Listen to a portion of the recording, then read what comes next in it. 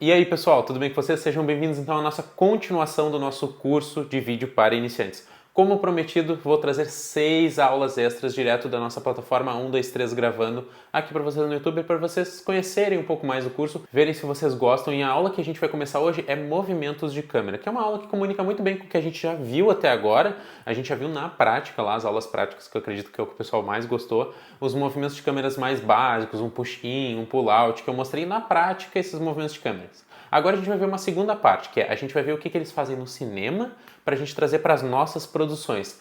Qual movimento de câmera usar? Quando que um take parado é mais interessante que um take com movimento de câmera? Mover ou não mover a câmera? Eis a questão. E eu espero que ao final dessa aula vocês consigam decidir por vocês qual é a melhor opção, trazendo toda essa linguagem que a gente tem do cinema e por que eles fazem dessa forma para as nossas produções mais independentes, certo? E se vocês quiserem conhecer um pouco mais do curso 123 Gravando, que é de onde estão vindo essas 6 aulas extras, eu sugiro que vocês assistam a nossa última aula, vou deixar linkado aqui no card para vocês darem uma olhadinha o que propõe o nosso curso e o nível que vocês vão chegar. Essas 6 aulas extras agora vão mostrar muito do nível dos nossos alunos que estão lá no 123 Gravando, com comunidade exclusiva onde a gente troca muito entre nós. E uma última coisinha antes da gente ir pro vídeo, eu sei que eu tô me estendendo demais, mas é sobre a certificação desse nosso curso gratuito aqui dentro do YouTube. E como ela vai funcionar, pessoal? Ao longo dessas 6 aulas extras da plataforma, começando nessa primeira, em algum momento da aula vai aparecer um dígito. Dentro de toda a aula vai ter um dígito em algum momento aleatório que corresponde a um número da senha do nosso certificado, que será linkado para vocês dentro da nossa última aula. Vocês precisarão desses 6 dígitos para vocês desbloquearem o certificado de cursos para iniciantes.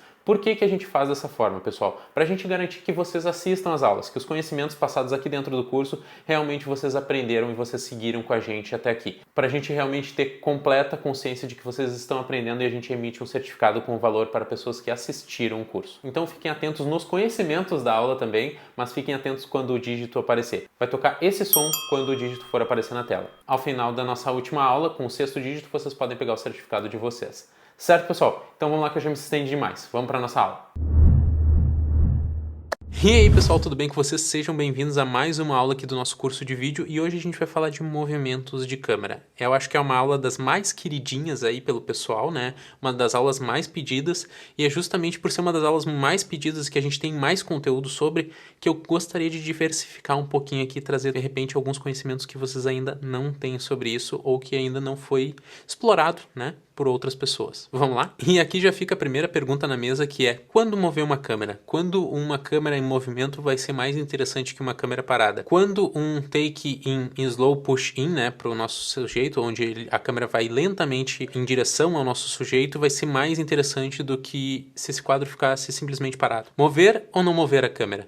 Eis a questão. É uma das escolhas mais difíceis que os diretores têm que fazer e é uma escolha que eu acredito que vocês vão estar aptos a responderem quando a gente terminar essa aula. Bom, vamos ver primeiro a listinha dos nossos movimentos mais utilizados e pelos quais a gente vai explorar nessa aula aqui. A gente tem o movimento de pan, que pan é um diminutivo para panoramic, que é movimento panorâmico, onde a câmera é presa no eixo e ela é rotacionada da forma horizontal. A gente tem o nosso tilt, que ela é exatamente como o pan sugere, mas rotacionada da forma vertical. A gente tem o pad, que é normalmente esse nosso movimento vertical da câmera deslocando sem mudar o eixo dela. A gente tem o que a gente chama do nosso dolly, que ele vai se subdividir em algumas categorias como o push-in, onde a câmera vai lentamente em relação ao sujeito. A gente tem o nosso pull-out, que é onde a câmera se afasta lentamente. E a gente também tem o nosso tracking shot, que é onde a câmera se move lentamente de lado. A gente tem o nosso zoom, que é muito parecido com o nosso push-in e nosso pull-out, mas em vez da câmera se mover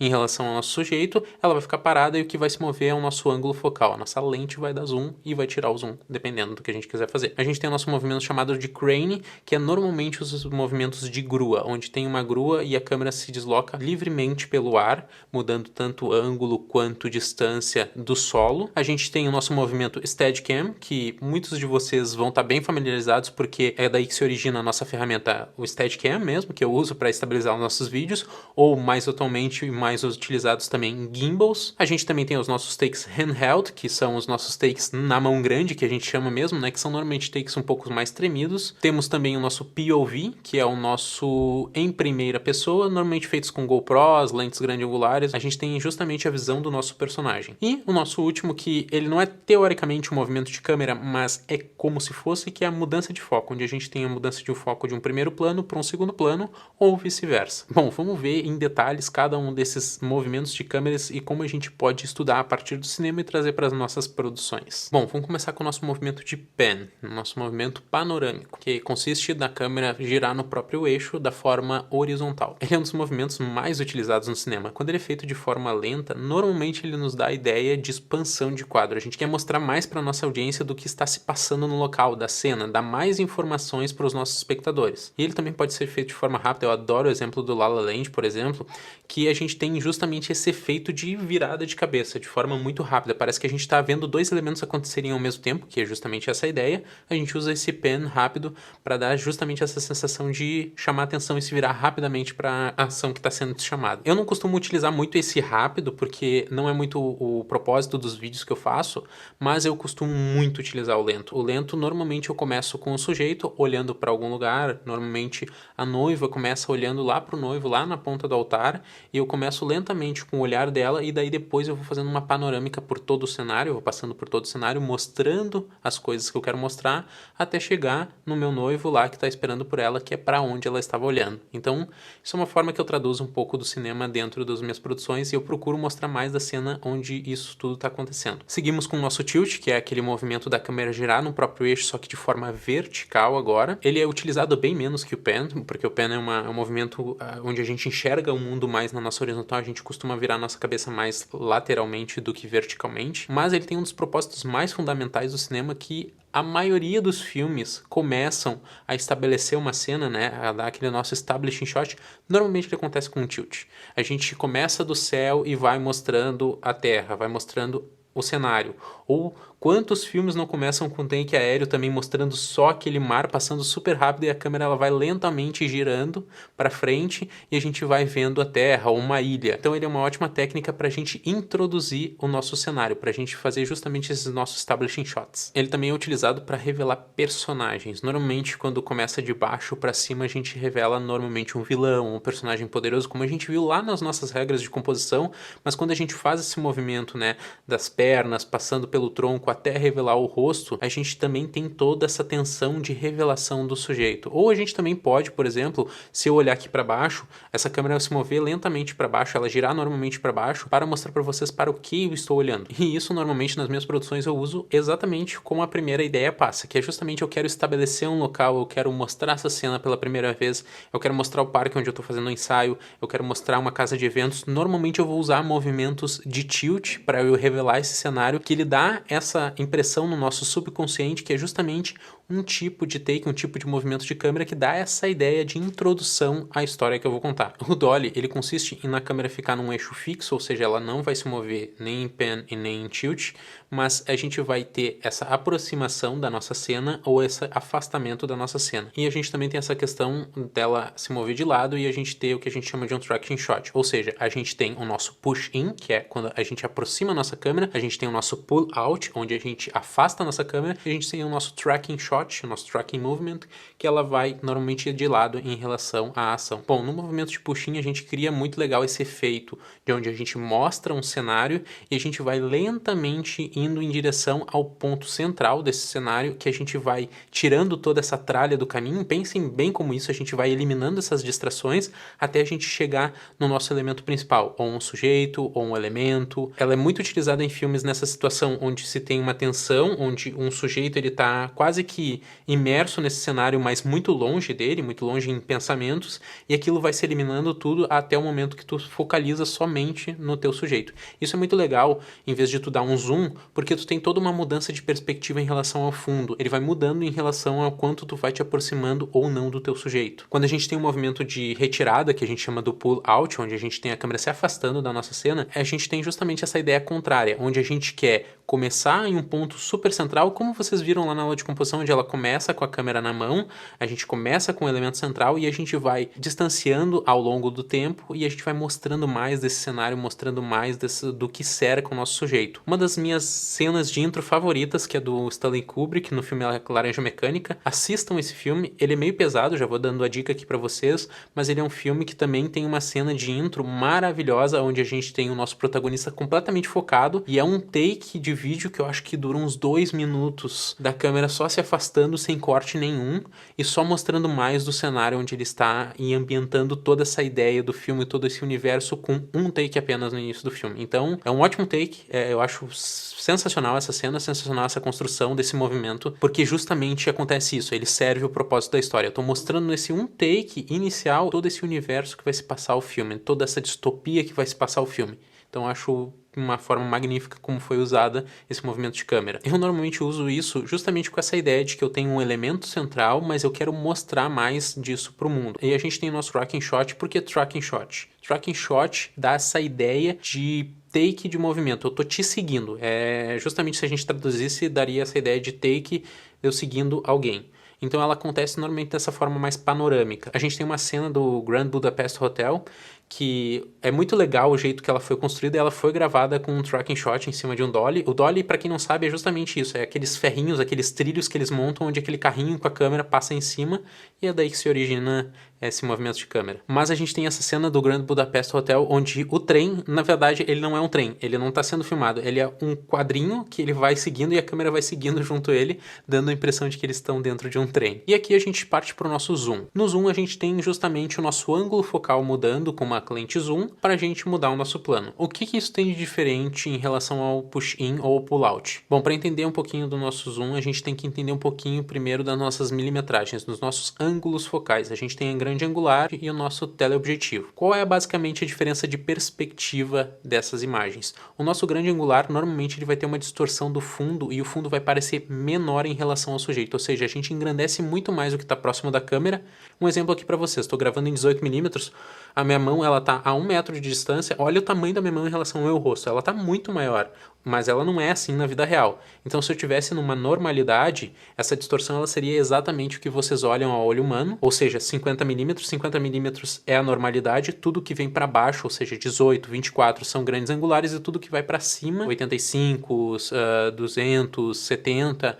tudo é teleobjetiva. E na teleobjetiva a gente tem justamente essa aproximação do fundo. Se na grande angular a gente tem esse distanciamento do fundo, onde eu pareço muito maior e eu pareço que eu estou muito mais no fundo, na teleobjetiva a gente tem o contrário. A gente tem esse fundo, essa aproximação do fundo muito maior. A gente tem essa compressão de fundo em relação ao meu sujeito. E é por isso que vocês olham aquelas fotos onde a lua fica enorme, é porque eu tenho uma aproximação com uma teleobjetiva em relação ao meu sujeito que está mais próximo da lente. Então, basicamente, são essas as diferenças focais e é isso que muda quando a gente tem uma lente zoom. O zoom normalmente é um movimento de câmera muito difícil de ser escondido num filme, porque normalmente a gente nota quando o zoom é feito de forma focal. A gente não nota muito bem quando ele é feito de forma... quando esse não é feito um zoom, mas é feito um push-in, a gente costuma não notar tanto, mas quando muda o ângulo focal da lente, quando a gente faz um movimento de câmera de zoom, a gente realmente nota isso muito forte. Isso é um dos maiores desafios dos diretores, que é justamente esconder esse efeito de zoom ou realmente destacar isso como um efeito e como um estilo. É o caso do Tarantino, por exemplo, ele utiliza muito isso nos filmes para destacar o rosto dos sujeitos quando entra para setar muito uma cena de uma forma muito caricata.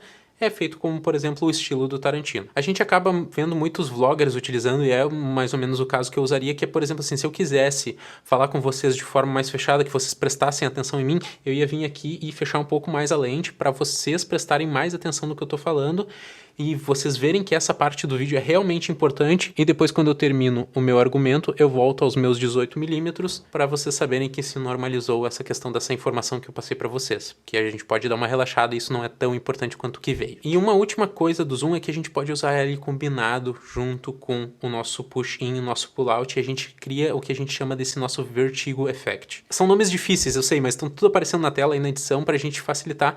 Mas basicamente o que é esse efeito? Esse efeito vocês já devem ter visto visto em algum filme e normalmente ele é utilizado em uma situação onde o personagem é puxado da realidade ou ele é trazido de volta para ela. Existe essa distorção muito característica onde o nosso elemento ele fica basicamente do mesmo tamanho na frente da lente e o nosso fundo ele vem aproximando e se afastando, mas o nosso elemento continua do mesmo tamanho.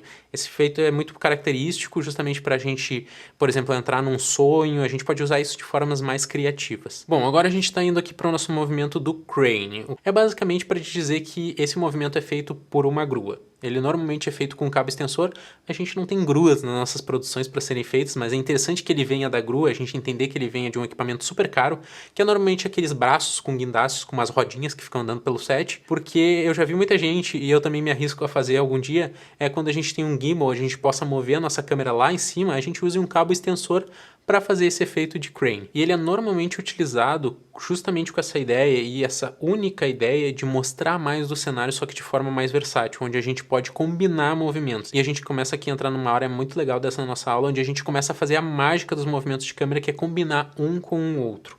Então quando a gente faz um crane, onde a gente tem, por exemplo, eu estou filmando aqui nessa cena, e imaginem que essa câmera ela começa a se afastar de mim, mostrar o meu cenário, mostrar o meu set aqui de luz, como eu estou gravando esse vídeo, só que de uma forma completamente livre, como se essa câmera estivesse voando. É basicamente essa ideia que o crane nos dá, que ele tem essa saída vertical, onde ela vai subindo, mas ela continua apontando para mim, ou seja, ela vai subindo, mas ao mesmo tempo fazendo o movimento de apontar para mim, me mantendo no centro do quadro, ou me compondo conforme essa imagem ela vai mudando, e isso nos dá uma liberdade muito grande. Foi uma revolução muito grande no cinema quando isso foi inventado, e essa ferramenta ela foi possível. A gente tem aqui agora, eu acho que o meu favorito de longe, pessoal, que é o Steadicam. Porque eu sou suspeito para falar, eu uso Steadicam, mas tem muita gente que também usa gimbal, é a mesma ideia de efeito. Mas por que Steadicam? Steadicam foi a primeira tecnologia que saiu para isso. Hoje a gente tem os gimbals, mas o Steadicam era uma forma mais mecânica de estabilizar a câmera, ainda utilizado no cinema. Alguns diretores de fotografia vão dizer que o Steadicam dá uma imagem ainda mais natural de movimento. Outros dizem que o gimbal é o melhor porque é mais estabilizado, não tem a questão do erro humano tão grande quanto o Steadicam, mas também é uma questão muito de estilo, é uma briga muito grande de estilo para usar um ou outro. E é muito legal do Steadicam que ser um aparelho que ele estabiliza a câmera e produz um movimento de câmera de Steadicam a partir do operador, ou seja, em vez de tu ter uma grua onde tu tem elementos mecânicos ou um trilho no meio do teu set para fazer o dolly, onde tu tem uma limitação de quadro, no Steadicam tu tem só o operador de câmera com a câmera, e às vezes a gente vê, dependendo da câmera que ele vai operar, a gente tem aparatos, aqueles braços que ajudam contra peso da câmera para a gente não ficar segurando tudo na mão grande. A gente acaba utilizando nas nossas produções mais independentes esses que a gente só segura na mão, mas existem daí, a gente vai subindo níveis de produção onde os caras colocam até o que a gente chama daquele tipo exoesqueleto, né, com aquela haste, porque a câmera é muito pesada e a gente não consegue ficar carregando ela para estabilizar. Mas o que isso nos permite? Isso nos permite ir para dentro do nosso filme, literalmente para dentro do nosso filme, onde a gente tem às vezes um push-in, que é um movimento super limitado, onde a gente só tem esse movimento do trilho que está sendo setado pela câmera. No Steadicam a gente tem uma liberdade total. Pensem em takes de festa dentro dos filmes, onde o nosso sujeito principal ele vai entrando na festa, ele vai indo para o bar, ele vai indo para outros lugares e sempre tem uma câmera seguindo ele. Essa câmera ela está no Steadicam.